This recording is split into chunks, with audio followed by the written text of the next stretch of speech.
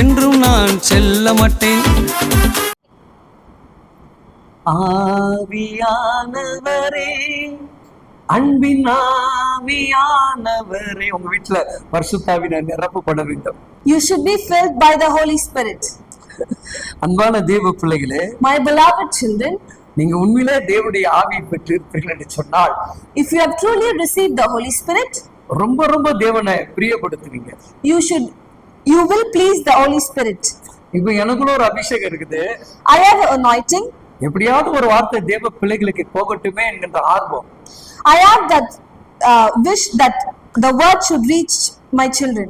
அப்ப அந்த தேவனுடைய ஆவி எனக்குள்ள இருந்தாதான் நான் தேவனையே பிரியப்படுத்த முடியும். If I have that Holy Spirit only, I will think of this.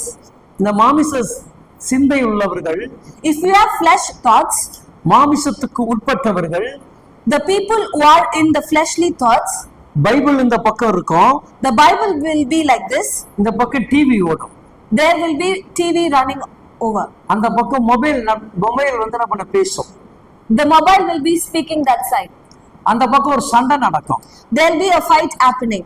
இதுக்கு ரெண்டுக்கு நடுவுல இந்த பைபிள் இருக்கும். Between these two the Bible will be there. ஆனால் but நான் தேவனுக்கு ரொம்ப பிரியமானவன். I'll say that I am very beloved to my Jesus. வஞ்சனம் செய்யாதீர்கள், please do not cheat, களவு செய்யாதீர்கள், please do not steal, பொய் சொல்லாதீர்கள், please do not lie, யாரையும் ஏமாற்றாதீர்கள், please do not cheat anyone, யாருக்கு விரோதமாக இருக்காதீங்க, please do not be against anyone. அப்படி இருக்கிறவங்க யாரா?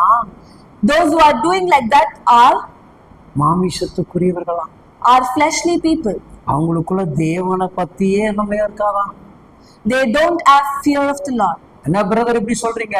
why brother you're saying like this? Sister brother நான் சொல்லல.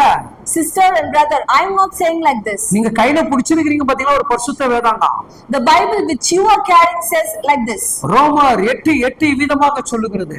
Romans chapter 8 verse 8 says. எடுத்துட்டீங்களா? did you take the Bible எடுத்துட்டீங்களா?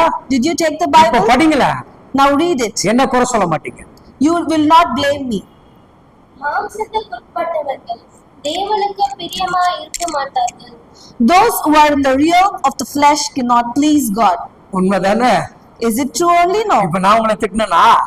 have I scolded you? நான் உங்களை பேசுனேனா?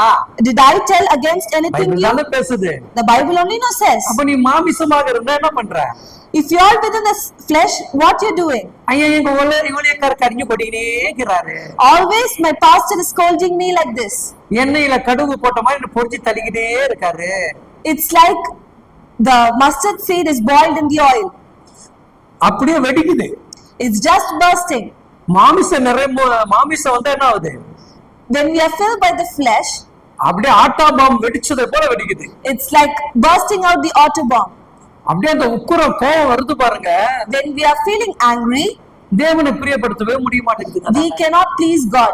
அது எப்ப பார்த்தாலும் எதையாவது ஆராய்ச்சிக்கிட்டே இருக்குது. we will just be searching something useless. அது கண்ணு இங்க அங்க அப்படியே ஒட்டிக்கிட்டே இருக்குது. we will just being seeing all the useless things here and there. நீங்க பாத்துருக்கீங்களா? have you watched? சர்ச்சுக்குள்ள உள்ள வரும்போதே பாருங்களேன். when you come inside the church you can see இப்படி இப்படி இப்படி இப்படி பாத்துட்டு வரும். all will be seeing unwanted things here and there. பாத்துக்கிட்டு அது உட்கார்றதுக்கு கூட ஒரு இடத்தை பிக்ஸ் பண்ணி உட்காரும். they'll also fix a standard place to sit in a church. இங்க பாக்கும். they'll see there. இது சரியில்லை. this is not right. அங்க பாக்கும். they'll see there. அது சரியில்லை. that is not good. இங்க பாக்கும். they'll see at that side. கடைசில பின்னாடி போய் உட்கார்ந்து. at last they'll go and sit at the back. சபைக்குள்ள யார் உலா வங்கறானே? in the church who is roaming around? ஆவியானவர் இருக்காரா? is the Holy Spirit there? அப்ப அந்த சபைக்குள்ள வந்த பிறகு நீ யாரை பிரியப்படுத்தணும்?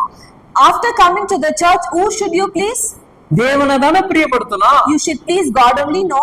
இப்ப மாமிசத்தை நீ பிரியப்படுத்த ஆரம்பிச்சா, if you are going to please your flesh, ஒரு மனுஷன் கஷ்டப்பட்டு அல்லேலூயா ஆமென் ஆமென் கத்திட்டே இருப்பாரு. there is a person who is screaming on the pulpit and saying amen and hallelujah. இது இங்க உட்கார்ந்து சிரிச்சிட்டே பாரு. but the people sitting here will be laughing and doing unwanted things. பிள்ளைங்க உயிர் கொடுத்து என்ன பண்ணுங்க? உண்மையா பாட்டு ஆராதனை பண்ணிட்டே இருக்கோம். the good people will be worshiping with their soul and heart. அந்த மாமிசம் நாலு சேர்ந்து என்ன பண்ணும் தெரியுமா? but the fleshly people who join together, பாடுற பிள்ளைகளை பார்த்து நக்கல் அடிக்கும். the people will be just making fun of them. நீ நக்கல் அடிச்ச நீ விக்கல்ல மாட்டிப்ப. If you make fun, you will be the loser. நீ ஆவில நிரம்பினா நீ அதோட நீ இணைஞ்சிருவ. When you are filled with the Holy Spirit, you will be saved. இன்னைக்கு நிறைய இடத்துல இதான் நடந்துட்டு இருக்கு. Today, many of these things are only happening. நீங்க ஆவியானவரால் நடத்தப்படுவீர்கள் சொன்னால், If you are led by the Holy Spirit, தேவனை மட்டும்தான் நீங்க பிரியப்படுத்துவீங்க. you should only please Lord. வேற என்ன சிந்தைகள் உங்களுக்குள் வராது. You should not be filled with any other things. தேவன் கூட இருந்து உங்களை ஆசீர்வதிப்பார். The Lord will be with you and bless you. Amen. Amen.